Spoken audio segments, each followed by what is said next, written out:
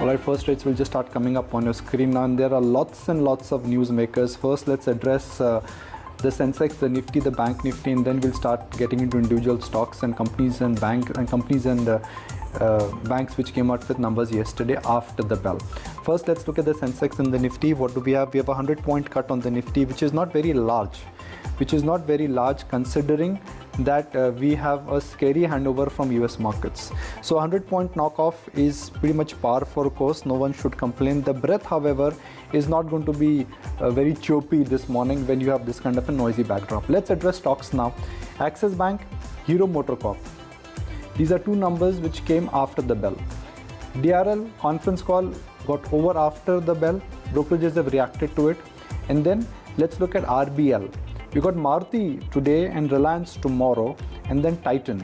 These are some of the other result reactions and the result factors which would really be at play. RBL is reacting to good set of numbers. Maruti ahead of numbers is looking slightly weak.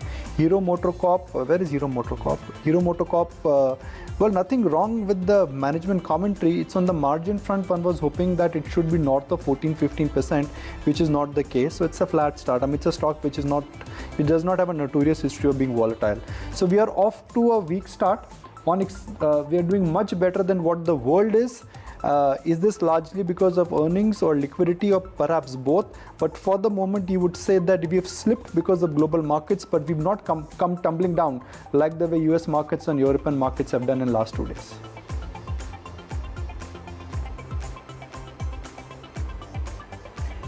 Yeah, given that we saw part of the fall play out yesterday itself when we began reacting to how the European market stayed open. Very quickly, 11,600. Pidilite, that's your winner today, a news-based move. Cipla is 0.5% higher. RBL Bank after its earnings, that's up about 0.5%. Havells, Asian Paints and Escorts are seeing just very slim gains come in. On the flip side, L&T is your big loser today. Federal Bank is down 2.5%. PVR is down 2.25%. Titan as well reacts to its numbers, down about 2% as we speak, as does Bandhan Bank.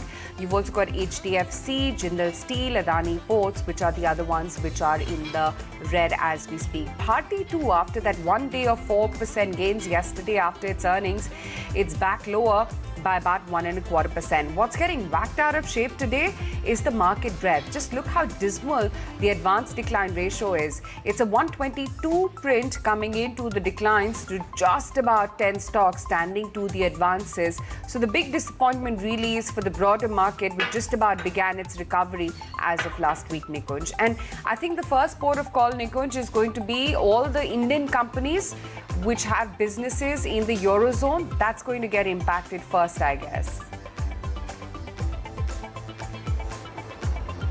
I mean, especially textile exporters, gems and jewelry exporters, IT, they get a large part of business from Europe, we know that, but work at home is going to ensure that a lot of IT companies do not suffer, and they've exhibited that. But for merchandise exports, for food, for jewelry, for textiles, and especially these are sectors which are very largely dominated by the SME and SME players. Those are going to be in for a tough time. They've already lost the Christmas season sales. If the lockdown continues, then the buyers are not going to be there. Economic activity would take a hit. So it's bad news for exports, and especially for merchandise exports, because if the economy slows down, demand slows down. Demand slows down, the buyers will not buy, which in a sense could have impact on some of these categories. Sunil Subramaniam joins us now. Sunil, good morning. Thank you for joining us.